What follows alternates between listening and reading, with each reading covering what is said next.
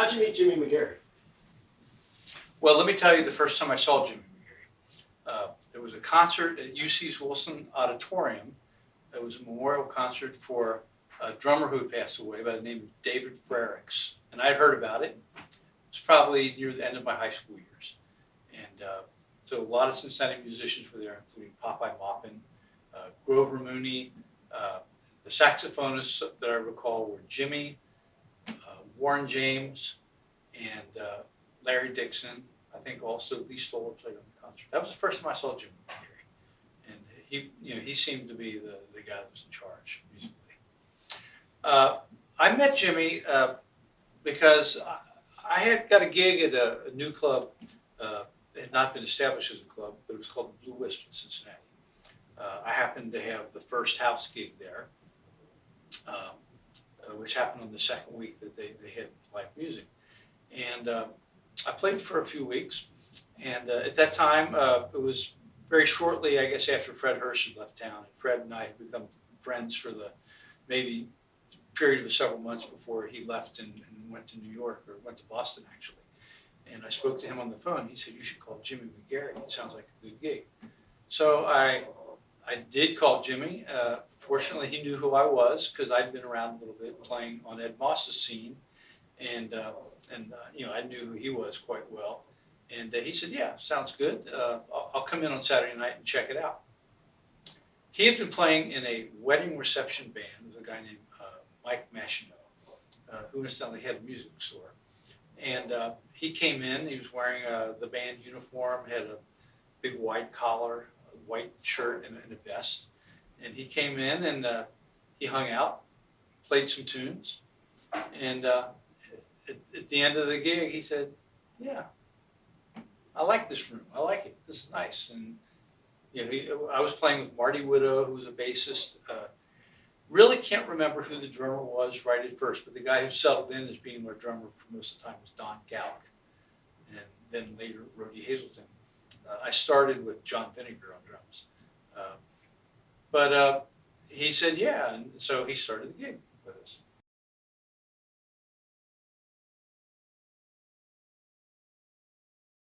So Jimmy was older than you. He was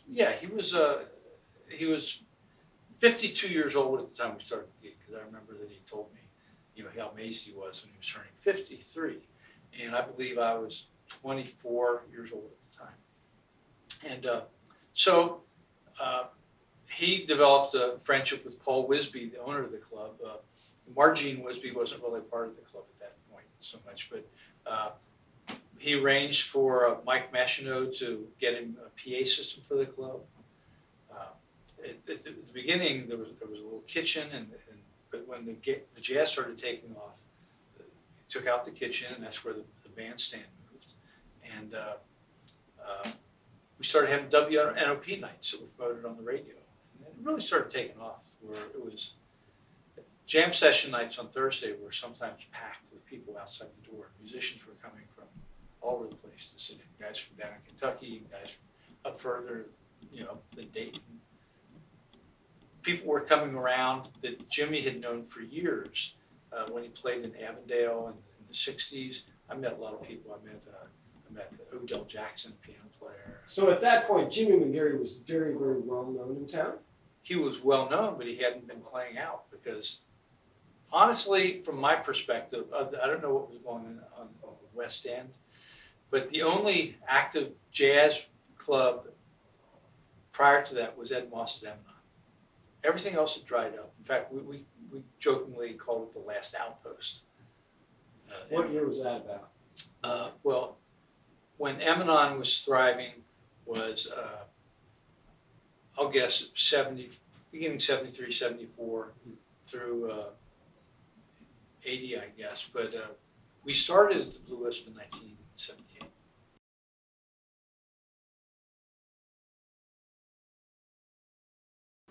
It was a great opportunity for me at that time. I was 24 years old, I guess. I'd been playing jazz out on the scene, but had become very discouraged because I didn't like where I was at. I was kind of started late. And so playing with Jimmy was great because he was obviously the real deal, but he was very kind to me from the beginning, and he was just a regular guy. You know, he enjoyed the gig, and I really didn't have any chops, and I wasn't a great player, but there were some things that I could do that gave me some credibility. So, but I remember Jimmy would sometimes, if we were playing a tune, playing a blues, or I got rhythm or something like that, if it was feeling really good, because we talked about these things about what I was supposed to do, not do, he would maybe stop playing for a little bit, turn around, and look under the lid of the piano at me and give me a thumbs up, you know. And then, you know, on the break, he'd tell me, "Yeah, Kelly, I know you can play, man." You know, like, and he was just encouraging that way. We played lots of standards and swinging tunes and the tunes that he liked to play. We played you know, Flamingo. We played Night and Day. We played songs he liked to do called Nightingale. It was real exotic.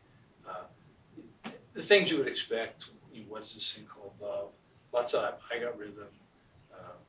Lots of blues, and it was just you know, playing behind him for 50 choruses on a song. You know, it was just he had such a grace in the way that he played, which other people didn't have. That's what set him apart. He was poetic in the way he expressed. It sounded like a story you could believe, and he wasn't like searching for a way to express at that point.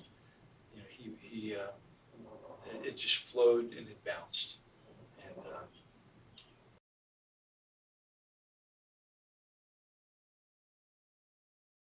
Can you talk about his repertoire? Was it, or did he play a lot of different tunes?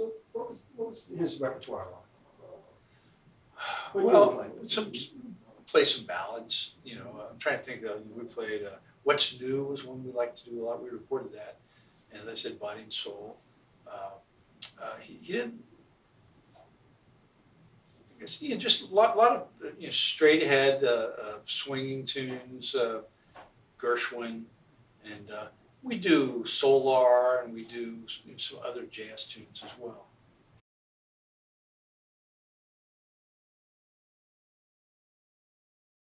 I think he wanted the time, ideally, to be solid. He wanted you to come down pretty much as often as needed. Come right down on one, put it right where you need to be, you know. And he just wanted it to be relaxed and to flow. And so I would do that at that young age. Every once in a while, I'd hit on that, and he would let me know. But I could always tell when it wasn't there. You know, it takes a while to mature as a musician. He didn't say much about it, but he would just suggest what he wanted. Uh, uh, I think I was harder on myself than he ever was on me.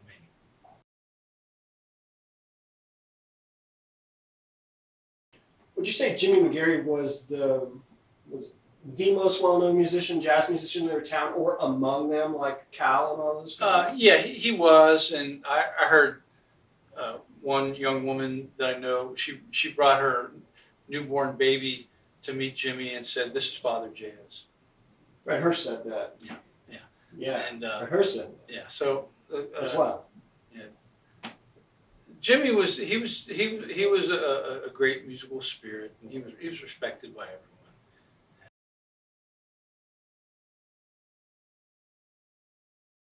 He was respected, and you know, actually, other people talk about that, but at that time, across racial lines, you know, I think he was one of the musicians that belonged to the Black Union. There were two locals in Cincinnati. Local number one was the white union and people in the symphony and TV shows.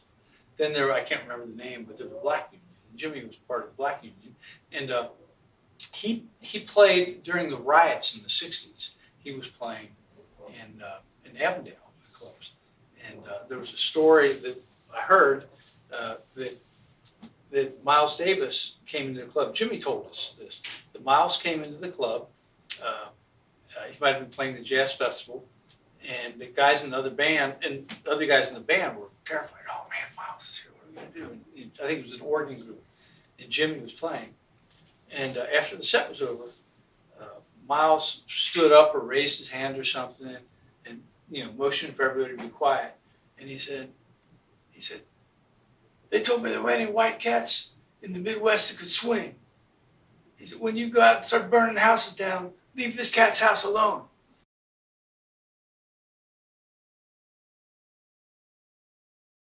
Jimmy was very loyal to me.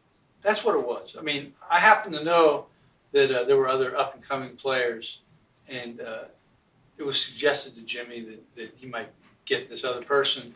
Uh, I started playing at a late age. I had some talent and some gifts, but I really didn't start playing until I was older. So I didn't have great chops or anything.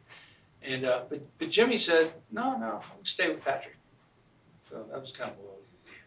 He didn't ever suggest a way to play. He just he was encouraging. He liked if I play a pretty intro to a ballad. Like,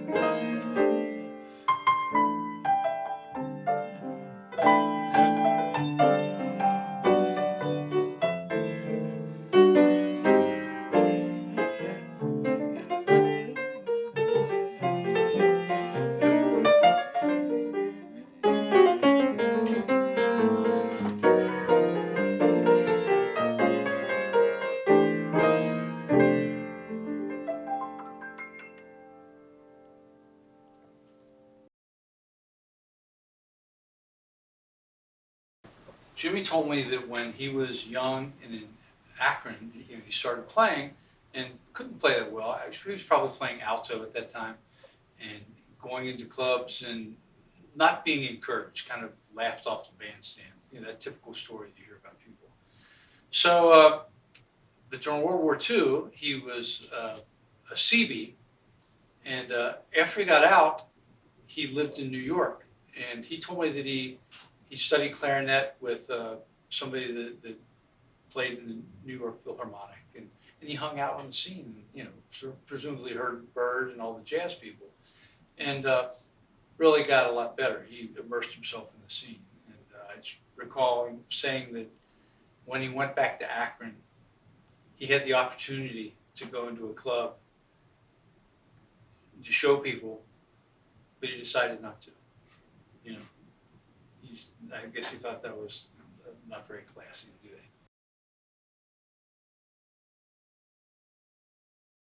that.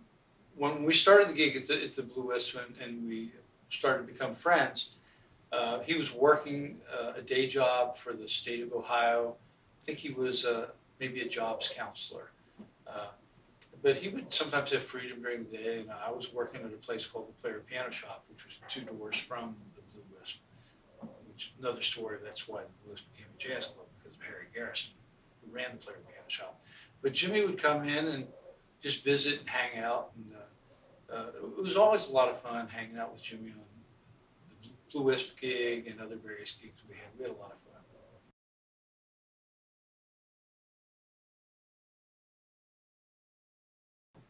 So you're a composer. Yes. What influence did Jimmy have on that side of your musicianship? I would just say that the authenticity of his feeling when he played. I always want the music to be authentic. I just want to express myself. He really did express that feeling.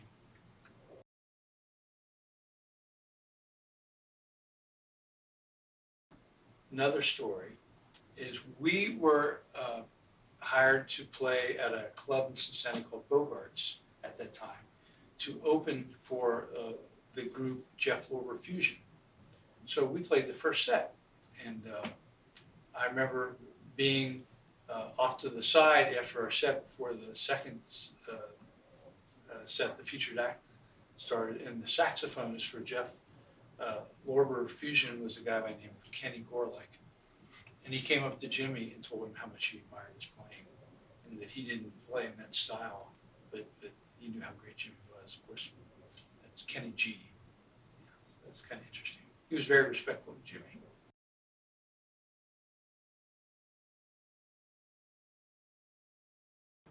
He was just a great bandstand presence. He would talk to the audience.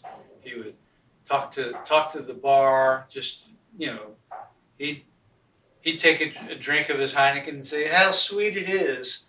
Or he'd yell over to the bar. He'd say, "I'll have another light Heineken," light Heineken. And people just loved his personality. That was the neat thing when the gig at the Wisp started. Lots of people came in there already knew Jimmy, and I think it was a dentist that took care of his dental care for free. People loved him.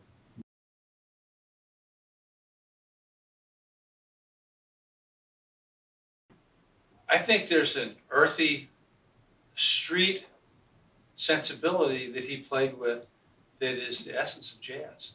That if you go back to Ben Webster or Coleman Hawkins or Sonny Rollins, but Lester Young, there's a storytelling thing. It's not mathematical. I think that jazz.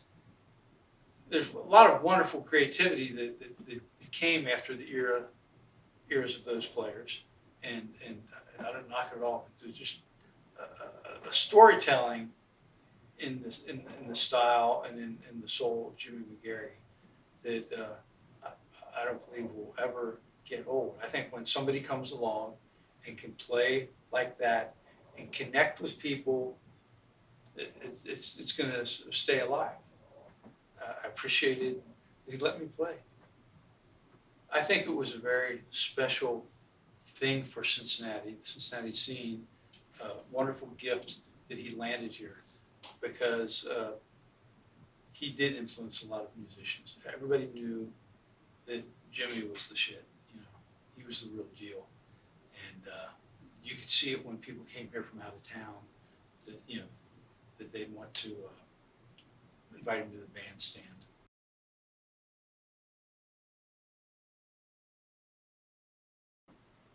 One more story that's interesting.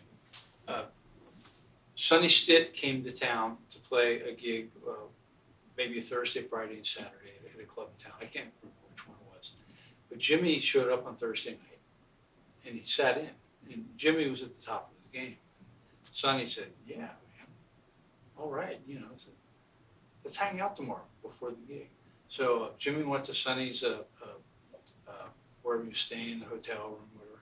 And Sonny said, "You drink, man?" "Yeah." Poured him some scotch. Kept pouring him scotch until Jimmy was, really, really looped. And then they went to the gig, and Sonny invited him up to the bandstand and said, "Yeah, man, what do you want to play? You want to play something?" Because Jimmy had really challenged him the night before. And Jimmy said, "How about a little I Got Rhythm?" He said, "I got rhythm." Right. He looks at the band, he says, "I got rhythm. Key of B."